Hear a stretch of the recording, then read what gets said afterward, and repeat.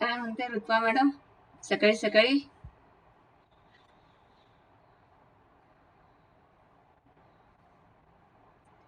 अगर ये इसके नीचे गिरा तो गिरा। पीसीआर 0.70 चाहे तो यहाँ पे भी रेजिस्टेंस है 2400 पे। दिस वन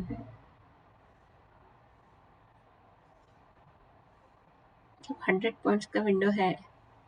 देखो यहाँ पे जो मैंने बोला था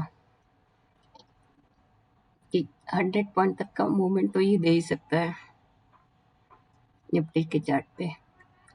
तो अपना 24,000 से यहाँ तक तो भी इसने आना चाहिए।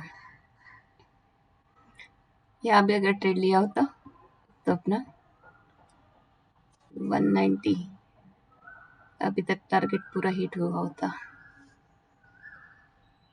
2 ही कैंडल में।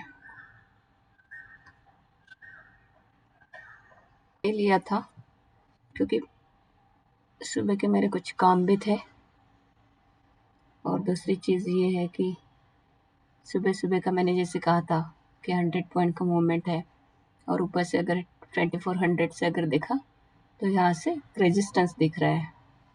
तो अगर मुझे अभी भी मतलब टाइम अगर मिलेगा तो मैं ट्रेड करूँगी। ये देखो यहाँ तक 2.5 तक का आराम से टारगेट मिला होता। वही है कि अगर लेना है तो तुम्हें सुबह के टाइम जो है पूरा प्रॉपर टाइम होना चाहिए तुम्हारे पास।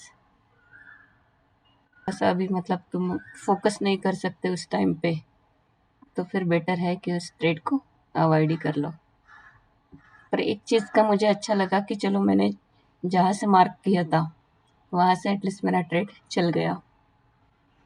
15 से 20 मतलब 270 तक तो भी जाना चाहिए अगर ये यहाँ पे टच होता है तो। और अगर 100 से ही वापस आ गया तो फिर से इसे 2400 का सपोर्ट मिलेगा, 24,000 का सॉरी।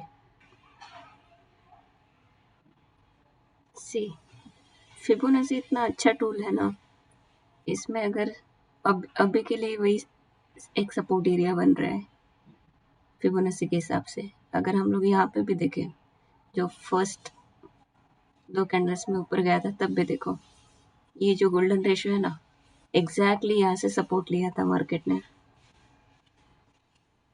इसलिए मुझे ये टूल यूज करना अच्छा लगता है, पर ये हर दिन काम करता है ऐसे नहीं।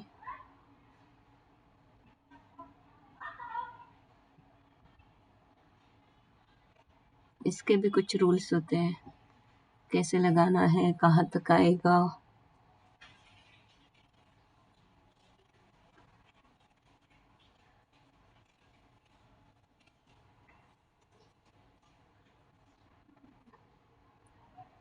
मैंने इसके वीडियो भी बनाया है फिबोनाची का, अगर किसी को देखना है तो देख सकते हैं। ये देखो अभी यहाँ पे इसने डोजी वाली कैंडल बनाई है, वो भी रेजिस्टेंस के आसपास। तो डोजी का मतलब यही है कि हम लोग डिसाइड नहीं कर पाते कि ऊपर जाएगा या नीचे जाएगा।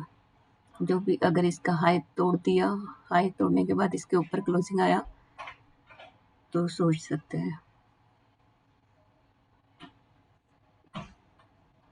अगर इसका नीचे का लो अगर तोड़ता है ये और उसके ऊपर उसके नीचे अगर सस्टेन करता है तो फिर थोड़ा बहुत तो भी यहाँ पे पुल बैक आ सकता है। कोई भी कैंडल बनती है ना, इसका क्लोजिंग का वेट करने का मैं कोशिश करती हूँ। बहुत सी बार रह जाता है, मतलब जब इम्पल्सिव एंट्री लेनी होती है मतलब वो डिसाइडेड नहीं होता कि इम्पल्सिव एंट्री लेनी है, पर उस टाइम पे फिर काम बिगड़ जाता है, पड़ता है। अब पर अभी ऐसा है ना कि इतने दिनों से ऑब्जर्वेशन कर करके एटलीस्ट देखा है कि यहाँ से कैसे रिएक्ट कर सकता है।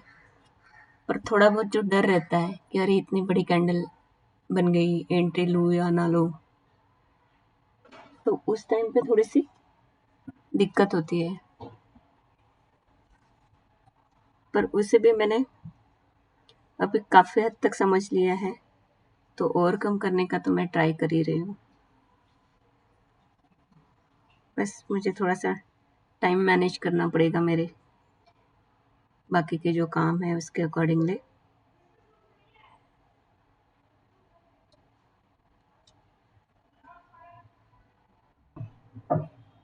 क्योंकि क्या है ना, बीच में जैसे हम लोगों को दिखता है ये, अरे ये पुल बैक दिख रहा है, यहाँ से एंट्री लेके आओ, पर उसमें ऐसे होता है कि अगर यहाँ पे बीच में कहीं पे एंट्री ले, देखो यहाँ पे ना तो किसी ईएमए का सपोर्ट है, ना तो कोई और सपोर्ट दिख रहा है हम लोगों को। भी इस कैंडल का जो टेम्पररी सपोर्ट है वो बोल सकते हैं, पर वो वर्क करेगा ही ऐसे ज़रूरी नहीं है। तो ऐसे बीच में कहीं पे भी एंट्री लेना तो फिर एसएल जाने के चांसेस बहुत ज़्यादा हो जाते हैं। इससे अच्छा ट्रेड मिला तो ठीक है अपने लेवल पे, नहीं मिला तो फिर छोड़ देना ही बेटर है। ले भी लेते थे यहाँ पे ट्रेड, उसका कुछ मतलब प्रॉब्लम नहीं है, पर ये है ना कि अभी जस्ट मैं भले ही मतलब ऐसे लगाऊँ, टारगेट लगाऊँ, पर मुझे ये होता है कि मैं डेस्क पे होनी चाहिए। मैं मतलब उसकी भी आदत बनानी पड़ेगी, पर वो आदत कब बनेगी जब लगेगा कि चलो मतलब ट्रस्ट थोड़ा-सा डेवलप हो जाएगा अपने सिस्टम पे। उस टाइम पे आदत बन जाएगी कि चलो एसएल लगाया है, टारगेट लगाया है, छोड़ के चले जाते हैं। एनालिसिस सही आ रही है, इसकी मुझे खुशी है। मैंने यहाँ पे कोई एंट्री नहीं ली है, आज मुझे टाइम ही नहीं था। सुबह के टाइम पे जब मुझे लगा था कि वहाँ से एंट्री हो सकती है, पर मैं अगर डेस्क पे नहीं हूँ तो फिर मैं मॉनिटर भी नहीं कर पाती थी, इसलिए मैंने कोई एंट्री नहीं ली और बाद में भी मुझे कोई प्रॉपर ऐसे टाइम नहीं मिला कि मैं कुछ देखूँ। तो यही था आज का मेरा ट्रेडिंग का। Thank you. आपको अगर अच्छा लग रहा होगा तो प्लीज़ सब्सक्राइब करना। मैं मतलब मेरा जो जर्नी है वो शायद आपको भी हेल्प कर सकता है। Thank you.